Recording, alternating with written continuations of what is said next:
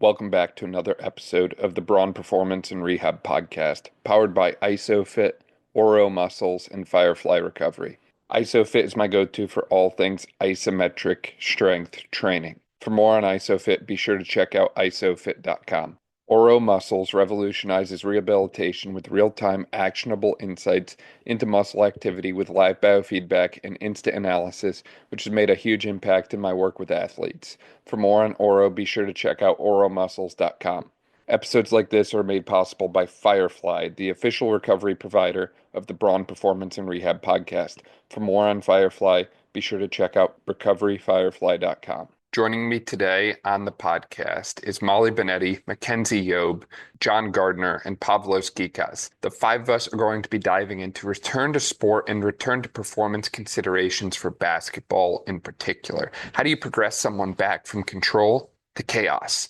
What is the difference between return to sport and return to performance, and so much more? This is an incredible episode, and I'm incredibly thankful for these four amazing individuals and their time and their insights that they shared with us. Enjoy.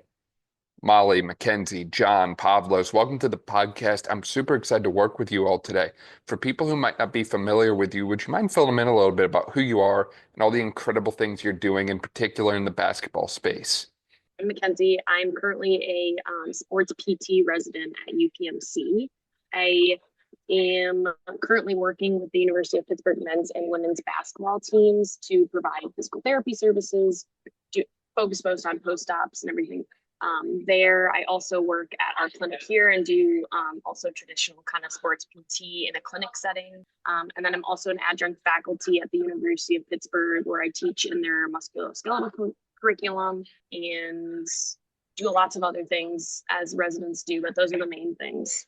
I am the director of women's basketball at South Carolina, going into my 7th season with them. So I work with our performance team, our athletic trainer, dietitian. That's kind of our performance team. And then I'm directly responsible for anything and everything performance related with our program. So I really appreciate you having me on and enjoyed our previous conversation. So I'm excited to have some fun.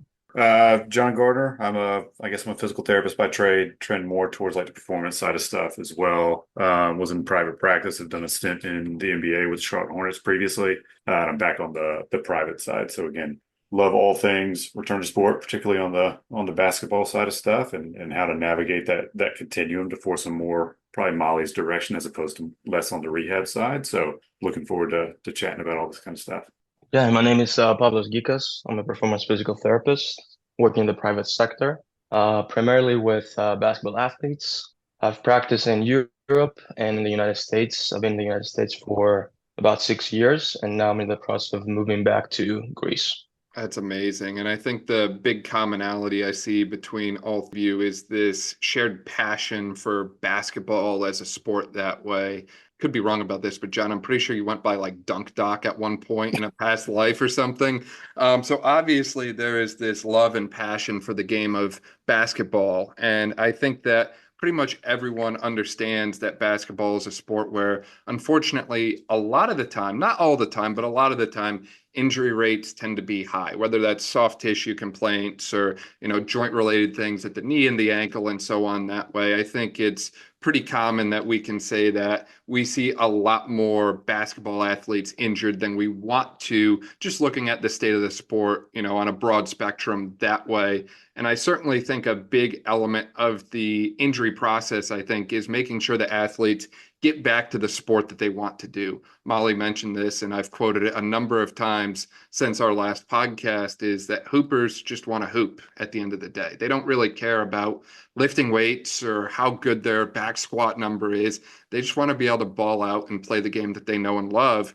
But I think a lot of the times in this whole rehab process following injury, we miss steps along the way. Maybe athletes get cleared to return to sport, but they step on the court and things are not the same. It feels different. Maybe they're not as explosive. Maybe they can't jump the same. Whatever it is, there's some kind of disconnect that I see happening far more often than I want to in this conversation of being cleared to return to sport after injury and then getting back to the level of performance that an athlete wants to do. I'm curious, have you seen similar things that way where there's some kind of disconnect that occurs in this return to sport versus return to high level performance process? And if so, what kind of disconnects have you seen in your experience? If you don't mind, I'll kind of kick that off because I think my experience in the collegiate setting, I've seen a lot of different things. You have the whole spectrum of levels of professionals and practitioners, ranging from bad to good. And each, I think, setting has their own setup.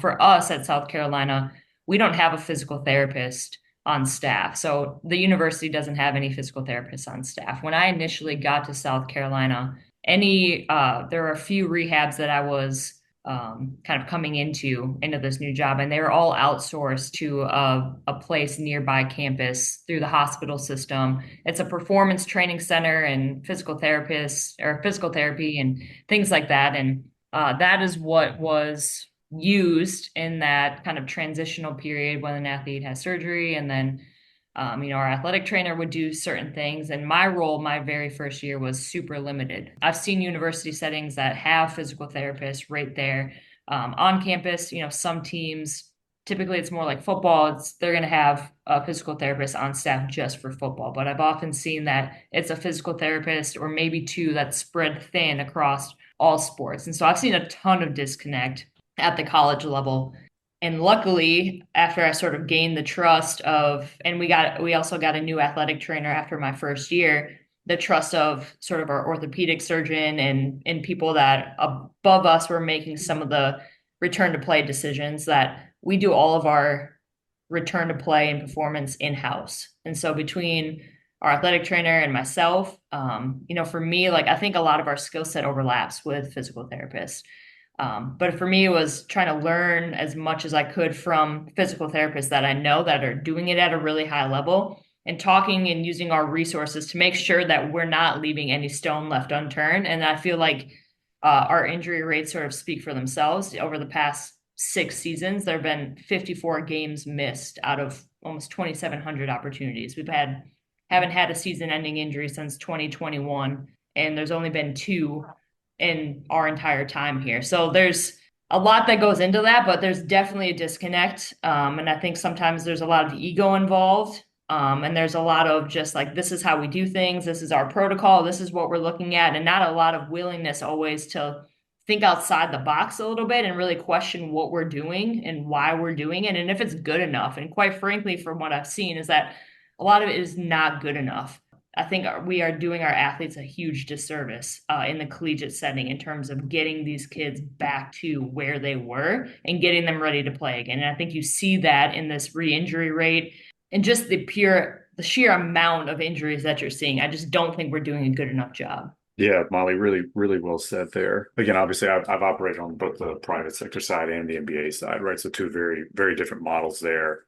I mean, I think the biggest thing is avoiding as much of that disconnect as you can, right? It's the biggest part for me. And that just comes down to communication. So again, whether there is a protocol set in place or whatever the case may be, like these various stakeholders, and again, that includes the player, right? I think that's the biggest thing that gets lost as well, is making sure that those guys and girls have a seat at the table when it comes to like their rehab process, and they're not just at the whims of a practitioner who thinks they know best, right? They may not, be able to knock down anatomy the same way that we do when we're talking about stuff or loading principles or whatever the case may be. But when they're on the floor, they're much more in tune with their body and how stuff is supposed to feel, more so than we could ever be, right? So like when these guys or girls come to you and they're like, hey, like this feels a little bit off, you can't just shrug that off, be like, oh, like we'll just keep going, right? You have to, like Molly said, you have to dive into that, and you have to start, I think, exposing some of those weaknesses well before they get out into live play and stuff like that. And that's where you get into the difference between return to play, I think, and return to performance. Like they have to be able to perform it. Again, a lot of these kids can step out because they're so talented, right? They can get back out on the floor at 70, 80%, and they're way better than I would ever be at 100, right? But that's not the goal, or it shouldn't be the goal, and it shouldn't be the standard. The standard should be returning to that level of performance they were at previously. And I think as long as that's the main goal of what you're going for, how you get there is going to vary place by place based on personnel you have in place and stuff like that. But I think that's probably the biggest thing for me in my experience. One, I think you said it, miscommunication or lack thereof communication, because maybe the services we're providing throughout a rehab is in different settings or with different people. And I like to think it's like kind of, there are a lot of holes that can happen because of that. And so I'm in a unique position, and I think this works really, really well where, I'm with the athletic trainers and I'm obviously a PT, but I'm with the strength and conditioning staff, the sports scientists, the coaches in the same building where we can talk and our rooms are actually connected. So, you can do a lot more there. And I think that's the difficulty of starting a rehab. And then when you start to go into more of like a return to sport versus return to performance, if you don't already have that communication built in the beginning of rehab, it makes it even more difficult to help the athlete get back to performance when you're at that point, because it's really not just a one person job. It's everybody needs to be involved in this, including the athlete, and everybody needs to be communicating. And if that didn't happen from the beginning, I think that's where we see a lot of these, a lot of people maybe wanting to take over and get not involve others quite as much. And I think that's where we see a lot of disconnect. At least that's what I've seen in other environments. I'm happy that I'm with the University of Pittsburgh, and that's not really the case where I am. I think, the data that we have talk for themselves from research, because we know that about half of the athletes don't return to pre-injury levels, which is crazy if you think about. So there is a big disconnect, and I think the communication piece that Jon mentioned is huge. Working in the private sector, having to communicate with, when I work with a professional player, with the medical stuff for the team is always, challenging.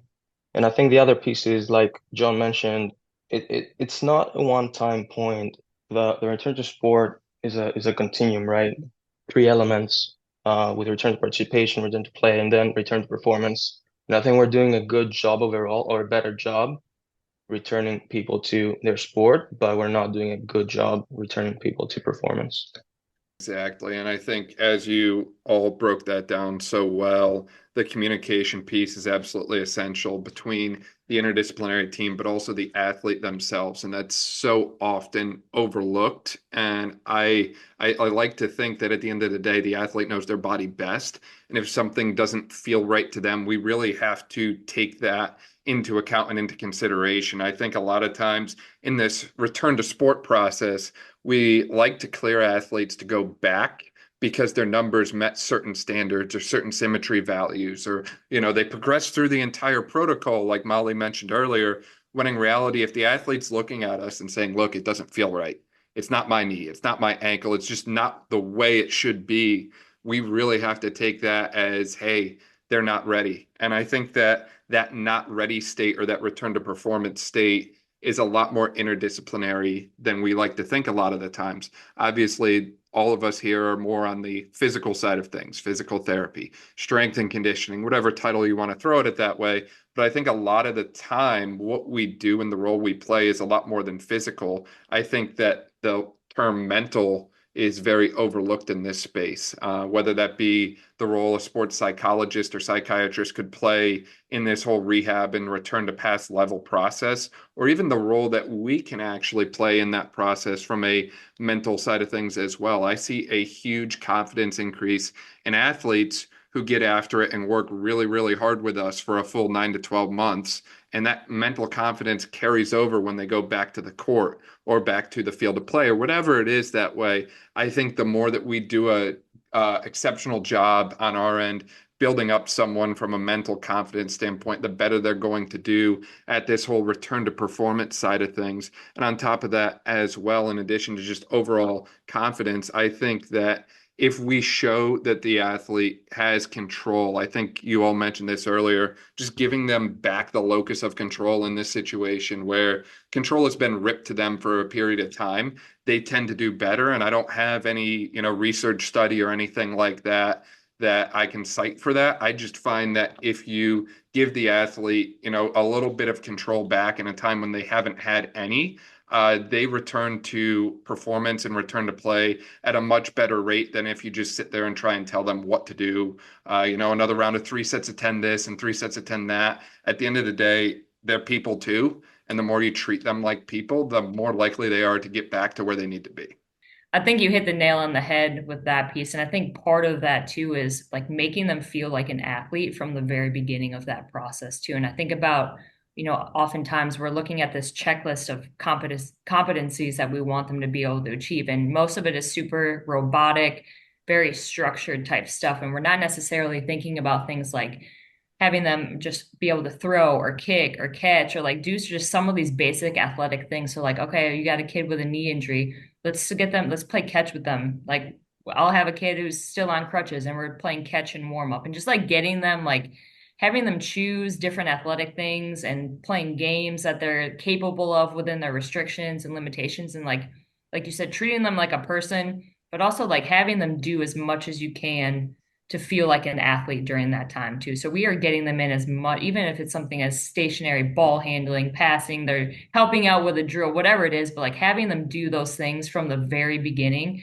and keeping them involved in that process is huge in terms of, like you said, that confidence, and also too, just like building those skills back in, because at the end of the day, we're not just trying to check boxes and make sure that they can squat, lunge, hinge, whatever. Like we're trying to, like they've got to be in a really chaotic environment, and it involves a lot of athletic skill. So if we're thinking about skill development throughout this entire process, I think we're in the right direction. Yeah, I agree with Molly, and I think we forget sometimes the emotional psychological piece when when an athlete has a season-ending injury. There is emotional trauma that comes with that, right? Because their identity is tied to their sport. So that's another thing that we have to keep in mind instead of just focusing on the physiological stuff. Again, I guess it's Molly's quote now, but hoopers want to hoop, right? Put a ball in their hand, and again, you'll see their eyes will light up. It's just a better mood sort of thing for those sessions and stuff like that. So again, like particularly early on in rehab, again, if it's just seated ball handling, man, like they would love to seated form shooting, passing back and forth. If they can't really do anything in practice, but they can be a fake screener, obviously, assuming your players aren't going to run into them or whatever the case may be, right? But getting them involved early and often and making sure that they're still part of the team, even if they're not participating at that time, is huge. And then going back to like making sure that they're having control, right? Like I'm not saying like all of a sudden we need to not measure or manage certain metrics and stuff like that, right? That stuff's always going to be a part of the puzzle for returning people to like prior level of performance, particularly like if you're at an institution that collects data on a regular basis, right? You have pre-injury levels that you know that you need to sort of get back to and take a look at, right? But it's making sure that the athlete understands why you're looking at it, right? Because for all they know, they're like, well, we've tested this 8 times and I have no idea why you give a crap about my knee extension strength. Like, why do you care? Like, what does that mean, right? And if you can typically relate it back to performance as opposed to just being like, oh, well, I need your quad index to be yada yada, right? Like, I think if you're like, no, like basketball is a sport that is built on decelerating, changing direction, and jumping. That is your knee extensor mechanism. That's why we're looking at it. That's why it needs to be at this level or whatever the case may be, as opposed to like Molly sort of talked about earlier, right? Where it's just like, hey, we're going to run these tests today. And the kid's like, all right, like, and again, then you're getting to the point of like, are they going to give you full effort? Because again, they don't know what it's for. They don't know what the purpose of it is, right? So there's testing error and all that kind of stuff. So again, it's making sure that that they have a seat at the table for the whole process.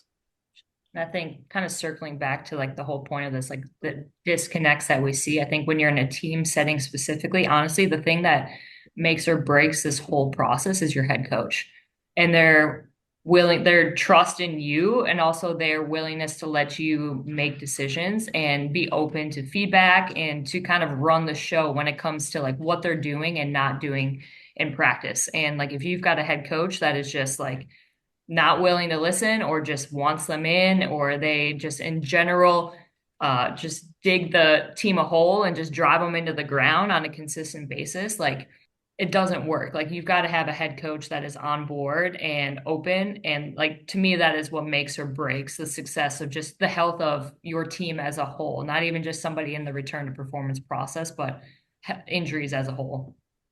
Yeah, I completely agree. And I think the other piece to that as well is the coach willing to work with the athlete to try some things that a lot of people are going to, brush to the side, but in my opinion are very powerful. A couple of years ago, we had a girl by the name of Laura Wilkinson on the podcast, and she was a Olympic athlete for the U.S. that way.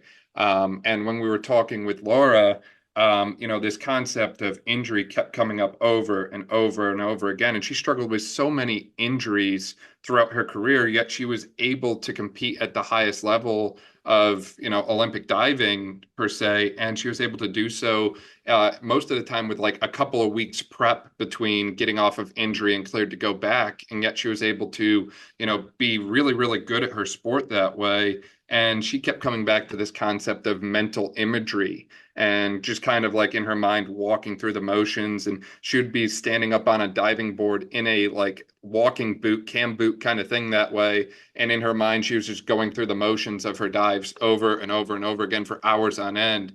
And I mean, she won medals. I've never won an Olympic medal at anything, and I don't have that kind of athletic ability, so I never will. But there's something to be said about this process of, again, putting the empowerment back on the athlete and giving them things that they can do, even if it's something that sounds so silly, like going through the motions of your shots in your head over and over and over again. Obviously it's not perfect, but it's far better than not doing anything and sitting around on the couch and just kind of waiting for that magical clearance day to come, so to speak.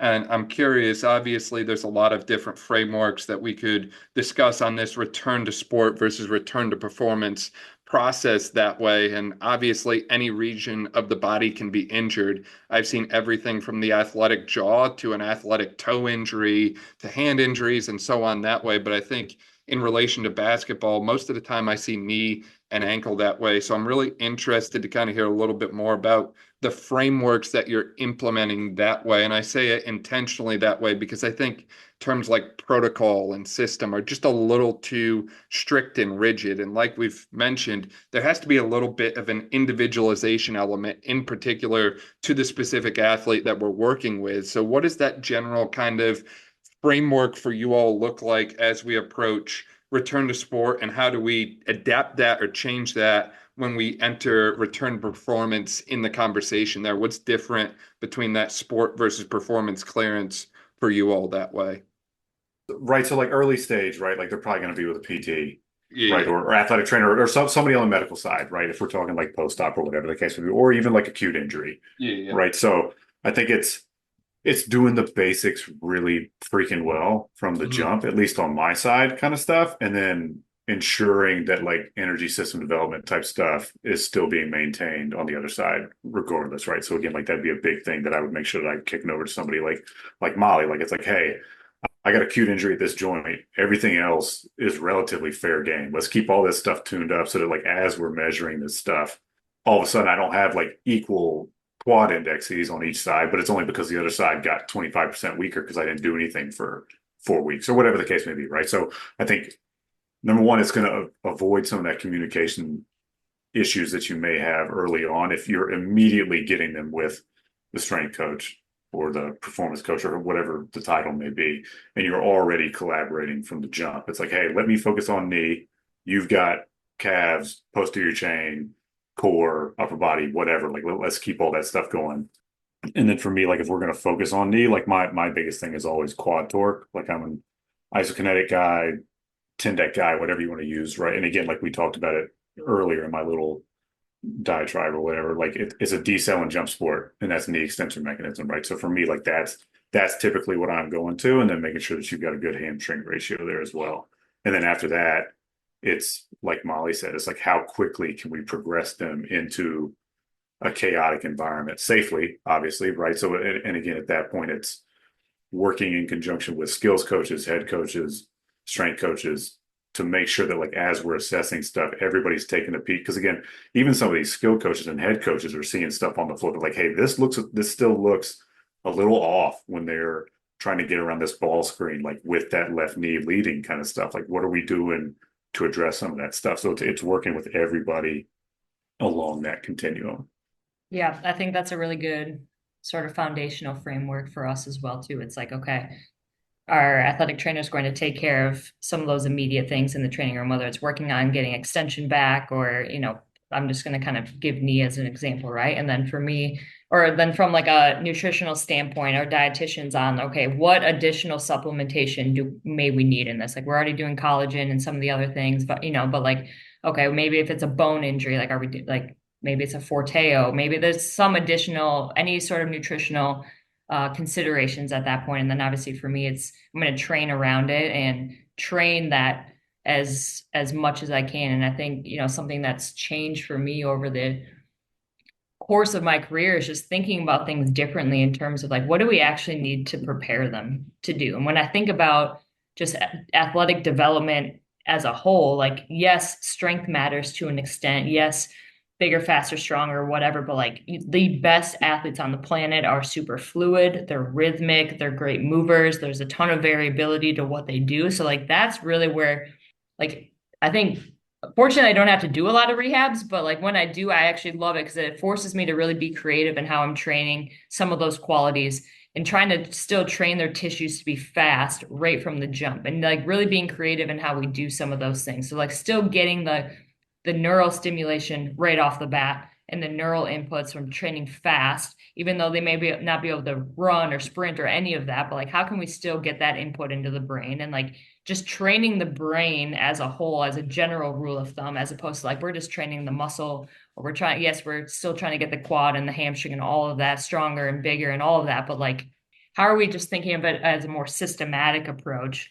And then like, I don't care about, like you said, Jon, like it's a high acceleration, deceleration, change of direction sport. I don't give a shit about them jogging again. I'm not training them to jog again. I'm not going to spend time working on jogging. I'm not going to get them in the Ultra G or the whatever. Like I want to get them in shapes and positions that are going to help them to be able to accelerate, decelerate, change direction again. And like that is my primary focus. So I think I take that approach, and I think there's so many layers to this, but as a framework, like you're pulling from different checklists and criteria and different things, like even within those checklists, like there's gaps. So there's like, you've got to kind of think outside the box a little bit. Like, yes, we want to make sure X, Y, and Z are where they need to be. But outside of that, like, I really don't care about their bilateral squat or whatever. Like, let's think about things a little bit differently and what we actually have to prepare them for.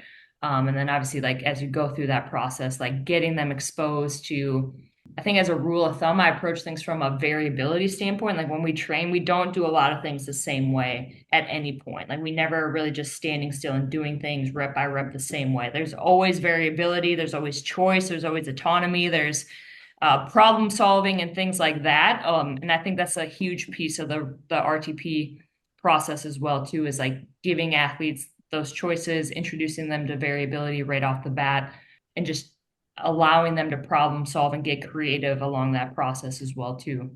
As you were talking, in my mind, I went back to Pavlos when he laid out this beautiful progression a while ago online into a more chaotic, uncontrolled rehab environment. So, my guy, I'm going to put you on the spot here. Would you mind just kind of outlining that kind of like progression of chaos in this process real quick? Yeah, this is from the work of Matt Taberner. I hope I'm saying his name right. He goes from high control to chaos. So if we're talking about return to participation or return to sport phase, you start with high control. So you start with return to running, you limit change of direction, you have more stationary ball skills, form shooting, passing, stuff like that, no contact, and you try to build, the foundation and the athlete's confidence with that, like we talked about, right? In the second phase, we introduce some change of direction. We progress the running volume and the speed. We can integrate the coaching stuff, like Jon said, when we do that, and we maintain non-contact conditions for that phase. Then you progress the third one. You can introduce more basketball-specific stuff to overload, game-specific demands. You have intensive or extensive days. So intensive would be overloading the the musculoskeletal system, and the energy systems through acceleration, deceleration, chain of direction stuff. And then you have extensive days, which are more like your, typical game demands, full court stuff, and exposure to larger acceleration, deceleration magnitudes. And the fourth phase would be, having small-sided games. And the final phase would be returning to unrestricted basketball. Yeah, that's a really interesting kind of continuum and breakdown that way. And I think it's helpful to have some of those different frameworks in mind as we kind of progress the athletes back, because obviously, like we've talked about, there's no one right or wrong way to do it per se. There's a lot of different ways to approach this. And, to quote the title of Luka's latest basketball book, there's more than one way to skin a cat here after all. So I think that it's helpful to have some of those different frameworks and mindsets. But as you were mentioning, Molly, you put your stock in things that are different than what might appear on the protocol. And I think that's the way to do it, in the sense that, we don't really care about double leg squat strength here. Even though I would love if every athlete could move the amount of weight that you do on that belt squat. It's just not always the most practical thing, so to speak, for them. The only thing I can do. It's the one thing I got. So, having the ability for the athlete to obviously move some load and put out a lot of force, but also have a movement variability piece and what I would call their overall movement IQ. You mentioned before about the cognitive component to this. And I think that having a high movement vocabulary or movement IQ, for lack of a better way to put it, is essential for this sport, because while we're always looking for this quote unquote optimal way for movement to occur and different things that way as we return them, that's just not the reality of basketball. And I think that anyone who's followed the sport or watched the sport for any length of time will tell you, like, your athletes are going to end up in valgus every single game. They're going to end up in all these wacky, weird positions and jumping weird and landing weird. And it just doesn't always look like the way people are supposed to move. But that's the sport of basketball in a nutshell. They do things in weird ways, and it's highly effective. So understanding that the term optimal as it relates to movement, in my opinion, really doesn't exist in this sport. And if you don't have a really good movement vocabulary, they're not going to perform at the level that they want to. They need about 30,000 different ways to solve any movement problem that presents itself to them every single game. I just made that number up, but I don't think I'm exaggerating on it too far, in the sense that everything is so different. And I think that if we're going at rehab with this thought that if we just do the same thing over and over and over again, then they'll get back to the level they were at before, we're doing them a disservice and we're really missing the 8 ball here, for lack of a better way to put it. We have to hone in a little bit more on concepts like variability in training. We have to think outside of the box a little bit. And I think that that also goes with our return to sport clearance framework as well. I can't begin to tell you how many times I see this concept of 90% symmetry on quad, hamstring, single leg hop, triple leg hop, and triple crossover hop, and then bam, magically cleared. When in reality, that probably hasn't been updated since I was like born. And it's unfortunate that that process seems to not really be like working for anyone. And I think that it's time that we add some additional or new things to this kind of conversation as well. And I think this is a place where, if done correctly in good context, different things like force plate testing, or even just like some like quick and dirty brute force testing. Like, I still love single leg squat testing. I do body weight equivalent on a safety squat bar, as many as you can. And then I do 50% body weight with a dumbbell, as many as you can. And then I do body weight max reps, left versus right. And it's probably not the most scientific test, but it gives me a real great idea of how they're willing to use that leg in a single leg fashion, when there's a lot of load versus when it's more of that endurance demand as well that way. So I'm kind of curious, has there been anything that you all have kind of looked at to kind of bridge the gap on that objective side that you found a lot of stock and value in as we kind of approach this kind of like return to sport conversation or framework? Or is there any deficit that you've seen that lacks a lot in the return to play, return to performance, in the return to performance side of things in particular that way, whether it's, a jump height or the knee extensor torque that was referenced earlier? Is there any like one specific thing that tends to lag behind following injury? I mean, I think it's so athlete dependent, right? And I think that's what we keep coming back to is like it can't be this like again, you need to have a general framework of what you want to look at and what you want to measure, right? Because what gets measured gets managed is the famous saying I get. But at the end of the day, like each of these rehab deficits are going to be different based on pathology, right? So we're talking post-op ACL. We haven't even gone into like patellar tendinopathy type stuff or OCD lesions or whatever the case may be. Like we're like you may never get 90% quad symmetry. Are you going to tell me that athlete can't play sport ever again? Right. So it's understanding like, yeah, you have those frameworks in place, but like at the same time,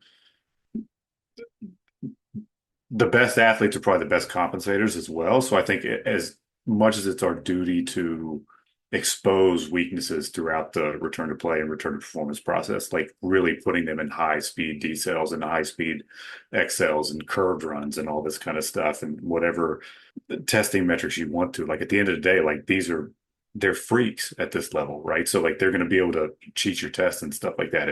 It's making sure that they've been exposed to as many different movement patterns as they can at as many different speeds as they can, and that they've tolerated it extremely well. Right. I think is probably the biggest thing for me. Again, like when I was fortunate to be with the Hornets, right, we had GPS data and stuff like that. So that was another metric that I could look at. I could look at how many exertions they're getting in a workout, and I could compare it to pre-injury and stuff like that. So I think it's all dependent on what you have access to from a data standpoint. But at the end of the day, like if the athlete can demonstrate that they're effectively playing and they feel good and they're ready to roll and they've checked as many boxes as you feel comfortable with for them to go out and participate safely, then who am I to tell them not to go because they're at 75% quad of their uninvolved side? Right. I think that's a really good point, John. It's like you've got to be okay. Like you've got to really embrace the gray area and like embrace subjective information too. Like, yes, you're shooting for greater than 90% in these things. Like, yes, we're looking at extension and we're looking at like all these different things. And like you said, Dan, like I think it's athlete dependent too, like what exercises you're looking at. Like not all my exercise or athletes do the same exercises. So if like I'm looking at lower body strength, like I got to decide what is the best, what makes the most sense for this kid. And then I do have just like general kind of guidelines that I'm looking at from like I lean a lot on Mick Hughes like Melbourne ACL rehab guide. Like that is I think some easy benchmarks and things looking at right to left differences. Is it like black and white? No, but I think that's a good start. And then like you said, John, like you got to have a really good eye. And like when you're around these kids as much as like I am, like you know what looks right and what doesn't. And like sometimes it's a gut feeling, sometimes it's again, you got to kind of trust like how they feel and what you see.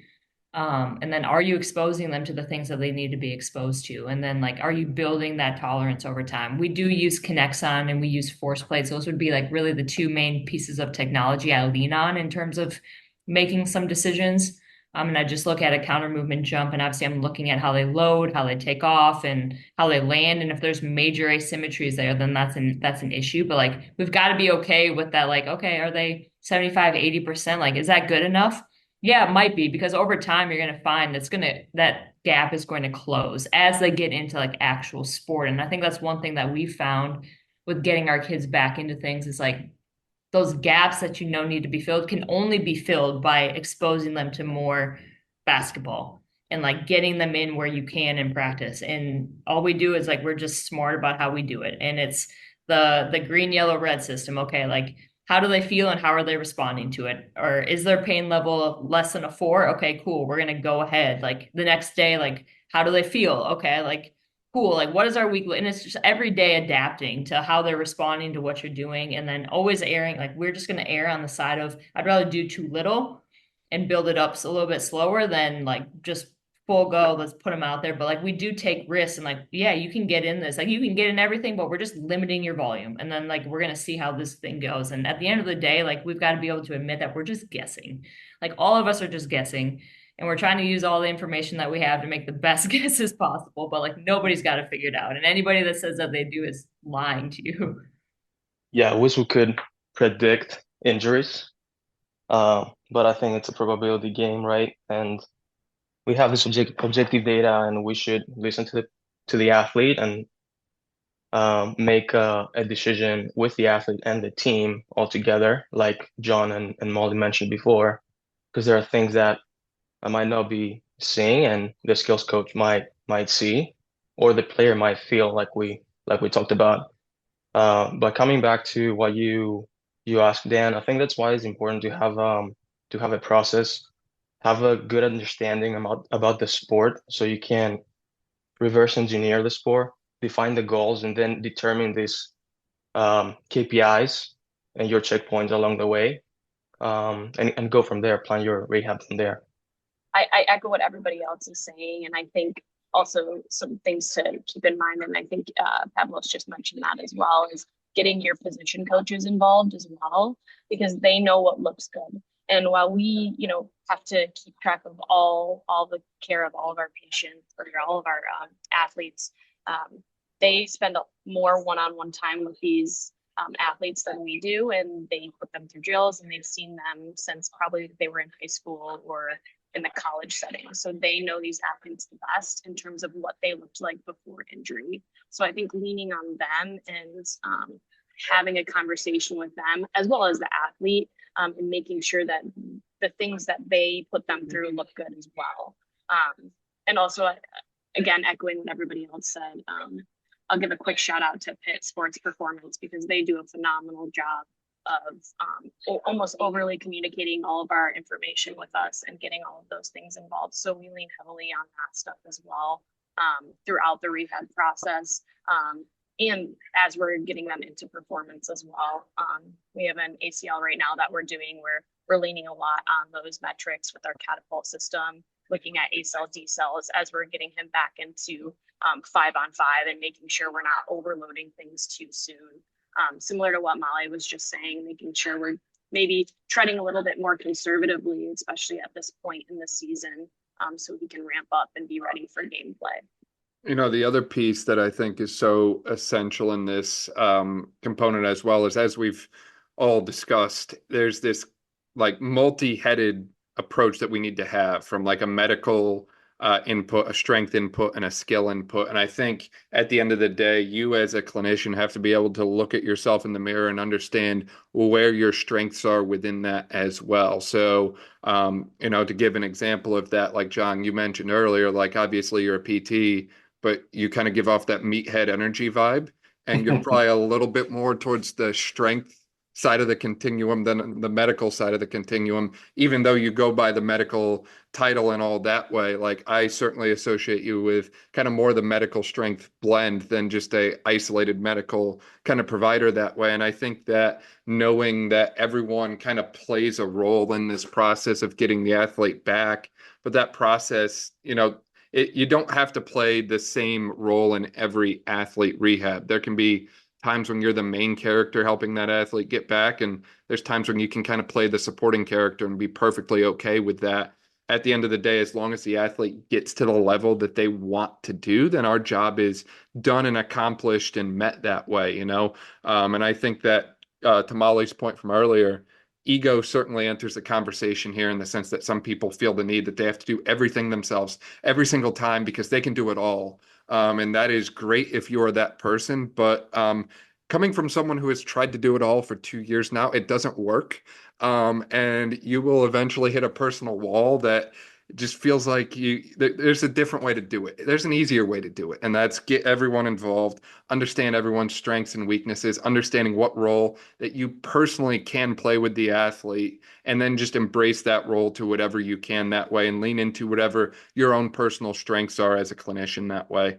And then I think earlier someone brought up the soft tissue component as well. And that's also another thing that I see plaguing basketball athletes as well. I think patellar tendinopathy and Achilles injuries both run rampant in this sport, unfortunately. And I think that our approach to soft tissue injuries is slightly different than our approach to, ligamentous injuries and that sort of thing as far as intra-articular goes. And I mean, I'm seeing anywhere from 1 week turnaround time to, potentially years turnaround time following these soft tissue injuries. And it's something that I feel like we know a lot less about soft tissue injuries, and I feel like we know even less about how to get them back to high level of performance, right? Like we don't really have a whole lot of explanations, or at least I haven't found many good explanations as to why a certain athlete might restrain their quad over and over again, or how one athlete might strain their quad and get back in a week, and another one strains their quad in a similar fashion and, is still out a month later that way.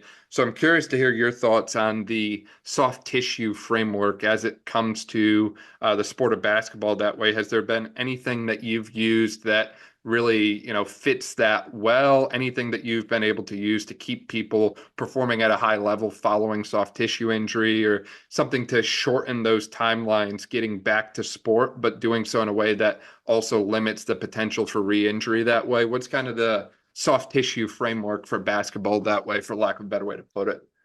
I mean, I'll knock on wood for you, Molly, but I would love to kind of hear, since you guys have had such good success, and I know obviously Dan's going to love to shout out the ISOFIT, stuff like that, for the isometrics and stuff like that, right? But since you guys have had so much success on, again, knock on wood for you, avoiding some of these plaguing, lingering injuries and stuff like that, and these recurrent type things, I guess, what do you feel like you guys are doing? And again, don't by any means don't give away trade secrets or whatever the case may be, right? But what do you feel like you guys are doing on your end there on the performance side that's, I guess, limiting some of these things from happening? Yeah, I'm always knocking on wood, by the way. And fortunately, out of the injuries that we have, we really haven't dealt with soft tissue. So like that's a blessing right there. I always tell people, like, I don't think there are any secrets. I think like our superpower as a whole and our ability to keep our injury rate so low is our literal ability to collaborate, and like everybody is open to like finding solutions and like figuring like problem solving and like communicating about what's going on and including the athlete in that process. And when things do pop up, or like, obviously we still have kids that are dealing with nagging stuff. Like we got, tendinopathies and things like that. And so but what allows us, I think, like they're not missing time. And I think that's the key there. And I think that's just it's a blend of us trying to figure out what the issue is. And then it's just like, it's like a test retest. Like we're trying to figure out like what works and like acutely, and like if that works, cool. If not, okay, like what else are we trying? And just like every single person that's a stakeholder, whether it's myself, our athletic trainer, our dietitian, our coaching staff, like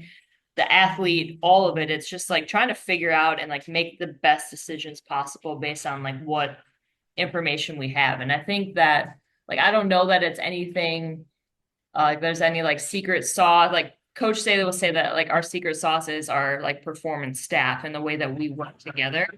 And I think that it comes back to like I don't think anything special that we're doing in training. I think it's like I do think that the variability piece and approach to development and what we do is a huge component to why our athletes are as robust and adaptable as they are. So maybe that's part of the equation. And then I think it comes down to like when things do pop up, okay, what are we doing about it? Like what are the decisions that are being made?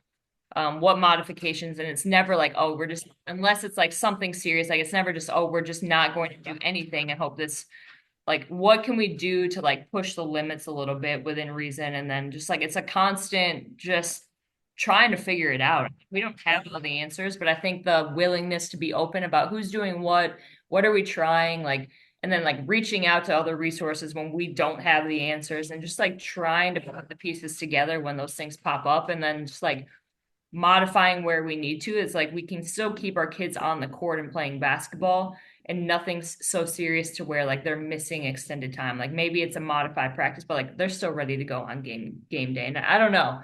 I feel like there's so many layers to that, and I wish I had a better answer, but I do think our superpower is our relationships with each other on the staff. Like to win and keep athletes healthy at that level consistently, like everybody on staff has to do their job at the highest level, like from top to bottom, and has to communicate and like have their ego in check and like have transparency and authentic, real relationships with each other, but also with our players. And I think that is really like the foundation behind it all. There's no secret training. There's no secret modality or whatever. It's like we're gonna throw everything at the table and we'll do wild shit. Like we have players go see this lady who uses crystals and us like our players like we'll do whatever it takes. Like our athletes feel good or like they feel confident. And I think that's part of the puzzle. Yeah, if it works, it works, right? You can't knock the crystals Or if they yeah, keep if they think if they keep coming back. it works. Yeah. Yeah. Yeah. I mean, I think early on, soft tissue wise, like for me, like Molly said, right? It's constant test, retest, test, retest, test, retest, and trying to do that at various speeds and various positions, figuring out what is tolerated and what is not. And again, like Molly said, there's no like specific like, oh, like I've got a grade 2 hamstring. This is going to progress 2 to 4 weeks. I've had grade 2 hamstrings come back and play in 3 days, right? I've had a grade 1 hamstring linger 8 weeks, right? So again, like it's I feel like we keep coming back to it, but it's extremely athlete and case dependent, right? Which is it's not the best answer for a podcast, right? It's just this stuff just it varies greatly. But like Pavlos has kind of said, right? Like having these systems and frameworks in place, whether it's from control to chaos with the actual sport, whether it's metrics that you know you're going to dial in from the rehab side of stuff, as long as you have that in the background, you can play around with and manipulate whatever other variables you want, as long as everybody else is on the same page, right? That if I'm going to try some of this loading stuff with a recently pulled groin, that Molly knows that, so that when they come over there, she's not also going to try something new or whatever. So we're limiting the noise in the system, so to speak. So again, that just goes back to good collaboration and stuff like that as well. Yeah, I agree with both of you. I think, Dan, in terms of prognosis for soft tissue stuff, it depends on if it's, myofascial or if it's more myotendinous, if it's tendinous. I know some teams, Jon might have experience with that. I didn't because you don't see any high school or college athletes getting an MRI because they got a hamstring strain, right? But that might give you some more information for sure, or even ultrasound. But then again, it's coming back to what Molly and Jon said. It's we're treating the athlete and we're not just treating the injury, right? So I agree with everything that was echoed there. I think it's I like to think that it would be as simple as like treat the impairments in front of you. And I just don't think that soft tissue injuries are like that. While we do want to treat the impairments and everything like that, I think it's very athlete dependent and you have to kind of do a lot of different things and go through a lot of different factors. So yeah, no special thoughts here, but just kind of doing everything you can and not being afraid to try new things if what you're doing isn't working. I think the thing that's been really surprising to me is just how important loading soft tissue is after it's injured, because I think a lot of times we grossly underload soft tissue structures and we say, well, it's hurt, so we need to baby it, we need to ice it, we need to sit out for a while. And I think a lot of the times we can still put pretty significant load through these tissues. And a lot of times they actually respond really, really well to loading, which seems counterintuitive, right? While we have an injured muscle, we're going to put load through it, but it tends to work pretty well. I think the other piece, going back to this individualization piece and the framework piece a little bit, is understand what you're doing and why you're doing it. And also understand that, going back to what we mentioned before about the conversation with the athlete, the conversation with the athlete is really, really essential at this point. It makes me think back to when I first started dry needling people in practice, and all of a sudden I just wanted to pop needles in everyone because that shit freaking worked for me. And then I found out some people don't really like needles, and some people can't really tolerate needles. And even though it's really, really effective, and I've had people, walk off and get off of a table and 10 minutes later they swear they're 95% better, and we really haven't done that much. I've also had people who really can't tolerate it and can't stand it. And I think that there's something to be said about kind of balancing that what we feel works with what the athlete perceives is going to work in this space is really, really powerful. I think that Jon probably picked up the ultrasound unit once or twice while working with the Hornets. And it's one of those things that I still haven't figured out if pulsed ultrasound does anything or how it works.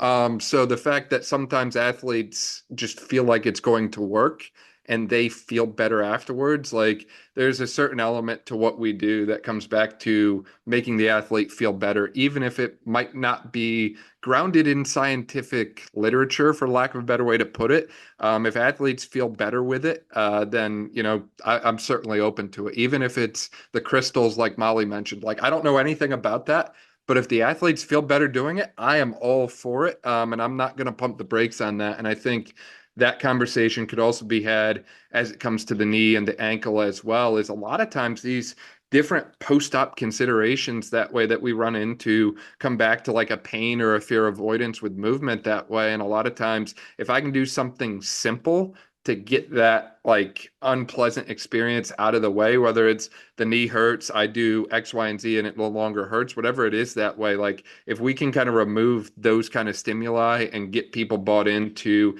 hey, it feels good, and then they perform better, like I'm willing to, make any kind of transaction it takes to do that. I don't care if we gotta stim it or cup it or scrape it a certain way or stick needles in it. I'm really flexible on the intervention.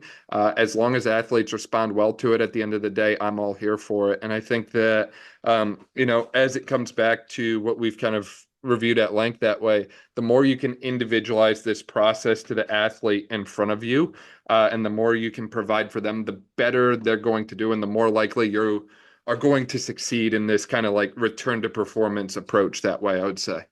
That's why you have a podcast, Dan. Right. I think, Dan, you talked about this a little bit earlier, we've spoken a little bit about like that autonomy piece. And I think like the best way to sort of describe at least my approach to not even just return to play, but just like development as a whole is like the self-determination theory. Like when you think about like our players, like I said, like I told you in our first conversation, like inherently like, they come to South Carolina to play basketball. They don't come to lift weights.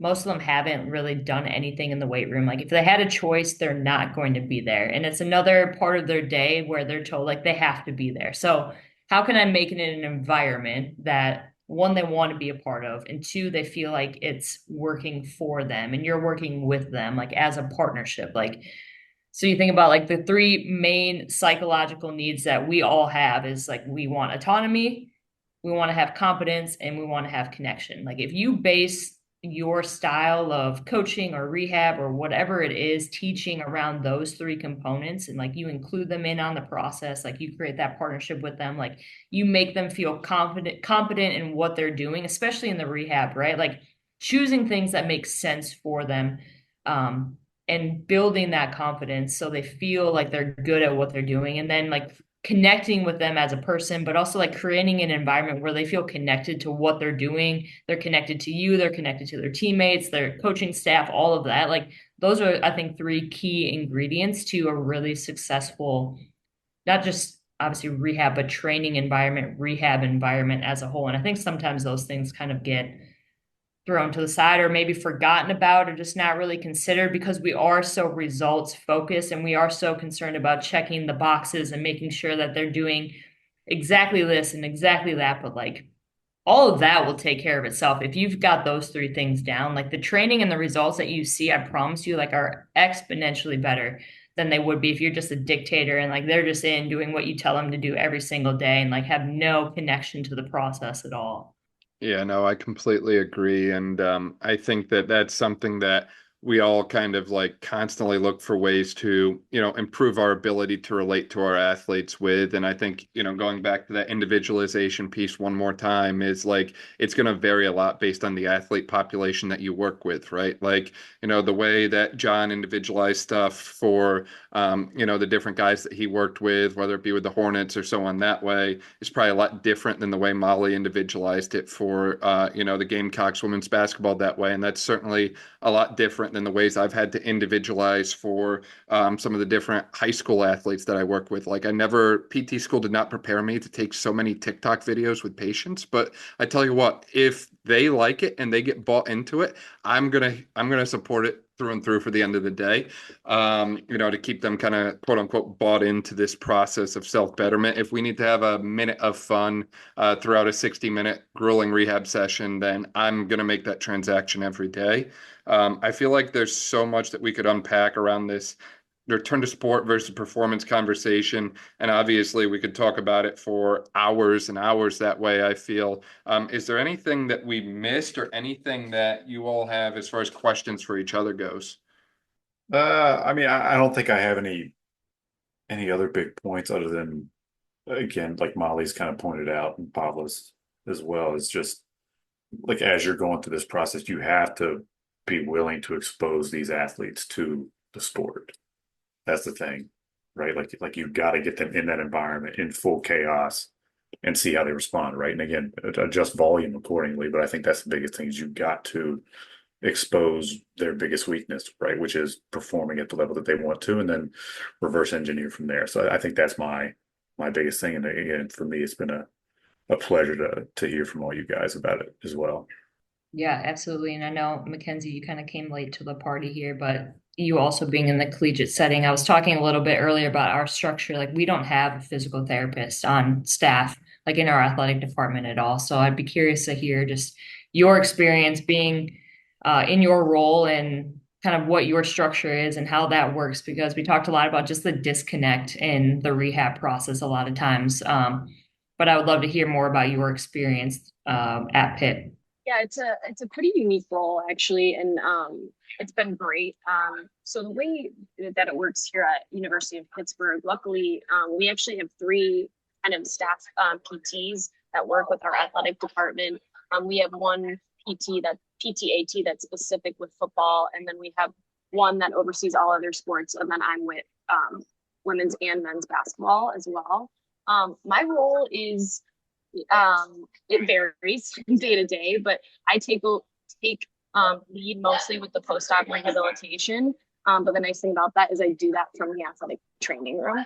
So I'm not bringing them to a clinic or anything like that. I do that in-house, which is super nice because that helps us kind of keep that continuum of care and be able to communicate with the ATs and the strength and conditioning staff, our sports performance coaches as well. So it's been a unique avenue that kind of works for us. I also help with a lot of the athletic training services too. So I'm not necessarily unique to just post-ops, but I'll do long-term rehabs, like specific to tendinopathies, and try to lead that with the help of our athletic trainers as well. And yeah, I think that's kind of the basic of what I do. But happy to answer more questions if you're curious. But I think it's a vital role because it just allows a little bit more communication. Like you said, I think a lot of times patients are either with an AT and ATs are obviously super busy. So it's hard for them to be as one-on-one with that athlete for, a post-op knee. That's maybe it should be a 2-hour rehab. It's really difficult for that. So it's nice that I can come in and be kind of a consistent voice in that process, but also working with a lot of others as well. And I think also to add just one quick point too, one of the athletic trainers here actually has a saying that I think resonated with me during this whole thing. And I think it fits with a lot of the themes that we're talking about here today. They say no athlete's the same, no knee is the same. And so why should rehab be the same? And I think that just resonated with me in terms of we have buckets that we need to hit, of course, but everything should look a little different depending on the person. And I think that's just a really basic way of, I don't know, I keep that in mind a lot when I'm working with specific athletes. Awesome. For people who are online in today's day and age, I'm not going to make the MySpace joke. I've made that like every episode ever. But for people who are online that way, where can people find you at on social media, websites, all that sort of thing? So I'm on LinkedIn, right? So I've got a little bit of content on there. I'm happy to message with whoever there if that's easier. And then Instagram, Dr. Jon Gardner 23. And then, as I always tell people, I'm trying to get better with the content piece on my business side of stuff. So rebound_HP. You can kind of find me there. It's linked in my main page though. So yeah, I think Instagram is sort of the main mode for me as well. My personal page is mbinetti22. I do post a lot of things regarding our training there too, but also recently started another account for more basketball specific content, and that is at Healthy Hooper. Might be an underscore in there somewhere, but yeah. And my Instagram is at Pavlos Gkikas PT. I post some stuff, some research there sometimes. I'm also on LinkedIn and Instagram as well, just my name. Feel free to reach out too if you have any sports residency questions too. I'm always eager to talk to people who are interested in that as well. Awesome. We'll link to all of that in the description below. That way, if you didn't quite catch it, you can just click there and you can find all of that below. Guys, this was amazing. I really appreciate your time and everything that y'all are doing in the basketball space. Thank you so much. Thank you, Dan. Thank you, Dan. Thanks, Dan. Thanks, everyone. Thank you. Appreciate you.